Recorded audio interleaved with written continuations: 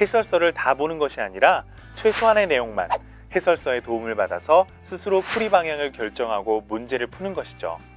이 학습법은 자칫 해설서를 볼 때는 이해되지만 다시 혼자 문제를 풀려고 할 때 똑같이 풀지 못하는 잘못된 학습법을 바로잡는 데 효과적입니다. 지금까지 대경공부왕이 알려준 학습법은 한 가지를 강조한 학습법인데요. 그 한 가지는 무엇일까요? 그러니까 지금 여기서 얘기하는 것들은 다 이렇게 한 문제 한 문제를 완벽하게 하자라는 이론에서 하는 거야. 대경공부왕이 강조한 단 한 가지는 바로 한 문제를 풀더라도 완벽히 내 것으로 만드는 것이었군요. 여러분도 이 말에 공감이 되시나요? 무엇보다 수학을 공부하는 데 있어 가장 중요한 자세니 꼭 명심하시기 바랍니다. 자, 그럼 계속 멘토링을 지켜보시죠. 여러 문제 풀고 그냥 채점하고 오답 정리하고 그래가지고 여러 문제를 하는 것보다 진짜 한 문제집을 가지고 틀린 문제들은 거의 외울 정도로 복습하는 게 그게 더 효과가 좋아. 완벽하게 한 번이라도 진짜 완벽하게 하는 게. 대경공부왕이 지금까지 알려준 기출문제 활용 학습법은 이렇습니다. 첫 번째, 언어영역편에서 배운 기출문제 3단계 학습법 중 1단계 학습을 통해 실수한 문제와 취약 부분을 점검합니다. 두 번째, 실수 노트를 작성해 반복적인 실수를 최소화합니다. 세 번째, 정답과 풀이를 따로 채점해 부족한 부분을 학습하고 해당 문제를 완벽히 소화합니다. 마지막 네 번째, 해설서를 볼 때는 최소한만 보고 스스로 풀이 방향을 잡아 문제를 푸는 것이죠. 그럼 이제 기출문제를 활용한 두 번째 학습법, 내가 만든 한줌 교과서 학습법은 수리 영역에서 어떻게 적용되는지 보시죠.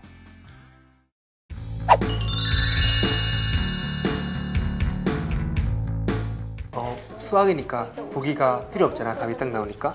그래가지고 객관식이어도 주관식화 해가지고 보기 노리지 않고 그냥 주관식 문제처럼 오답 노트 하는 게 더욱더 도움이 될 거야. 그러면 이걸 일단 오려가지고 붙여볼까?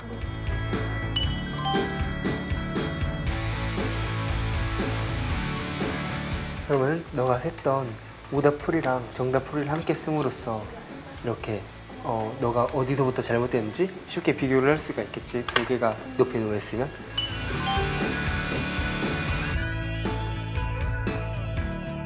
하고 그 다음에 여기서 왜 실수했는지 그것도 한번 쓰면 좋을 것 같아. 식으로 풀려 하지 않고 막 계산 안 하려고 했다.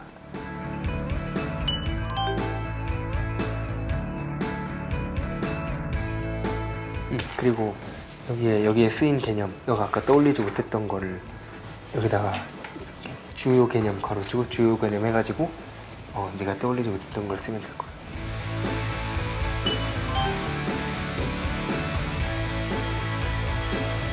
이렇게 계속 한 문제 한 문제 만들어 나가다가 계속 반복해서 복습하면은 좋은 결과가 있을 것 같아. 네. 명희 학생이 작성한 수리 한줌 교과서가 완성되었네요. 어떻게 만들었는지 한번 볼까요?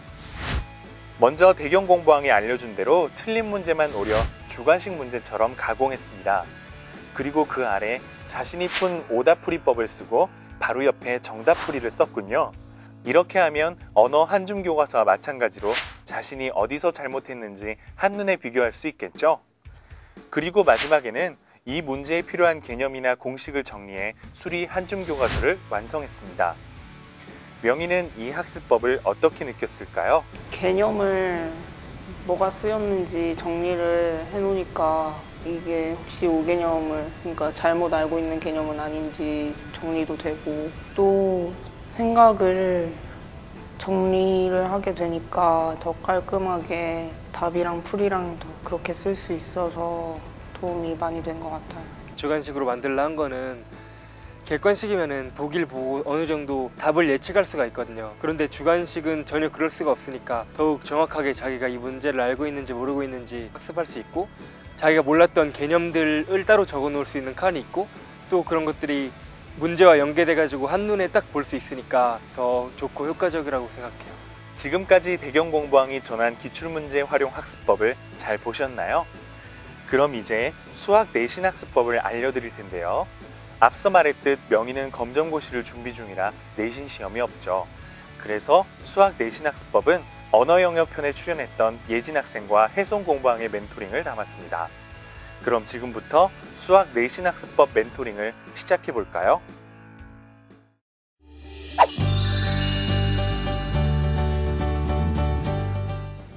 지금부터는 수학 내신 공부법을 알려줄 건데 내신 공부할 때나 시험 볼 때 필요한 공부법 중 하나가 문제를 끊어 읽는 거거든? 혜송 공부왕이 전한 첫 번째 학습법은 문제 끊어읽기. 한 번쯤은 들어봤을 방법일 텐데요. 그만큼 검증된 학습법이란 이야기가 되겠죠. 왜 많은 선배들은 이 방법을 추천하는 것일까요? 수학에서는 한 가지 조건이라도 빠뜨리면 사실 오답으로 가기가 쉬운데 끊어 읽으면 조건을 빠뜨리지 않고 꼼꼼히 문제를 읽을 수 있어서 실수를 방지하는 방법으로 그런 학습법을 알려주었습니다. 이제 문제 끊어읽기의 중요성을 아셨나요? 그럼 실제 학습에서는 어떻게 적용되는지 보시죠. 13번 문제 보면은 문제가 좀 길잖아? 그리고 여기 나온 조건이 되게 많단 말이야. 처음에 2 곱하기 10의 7승 말인 박테리아가 끊고 매 시간 비율로 개체수가 일정한 비율로 개체수가 증가하여 끊고 5시간 후 1.4 곱하기 10의 8승 마리가 되었을 때 끊고 2 곱하기 10의 7제곱 마리였던 박테리아가 끊고 이만큼이 되는 것은 끊고 몇 시간 후인가 끊고. 그래서 우리가 결국 구해줘야 되는 건 시간이라는 걸 알 수 있지. 그래서 시간을 동그라미 치고 이런 말 중에 일정한 비율로 했으니까 일정만의 동그라미 쳐주는 거야. 이렇게 문제를 읽으면 조건이 뭔지 확실히 보이고 그리고 나중에 실수하는 것도 막을 수가 있거든. 혜송 공부왕이 알려준 문제 끊어읽기는 이렇습니다. 우선 문제에 주어진 조건별로 끊어서 표시합니다. 하나의 문장에 파묻혀 자칫 빼먹을 수 있는 조건들을 분리하는 것이죠. 그리고 최종적으로 구해야 하는 값과 혼동하기 쉬운 조건은 한 번 더 강조해 표시하는 것입니다. 이렇게 하면 문제를 잘못 읽거나 조건을 빼먹는 실수를 예방할 수 있는 것이죠.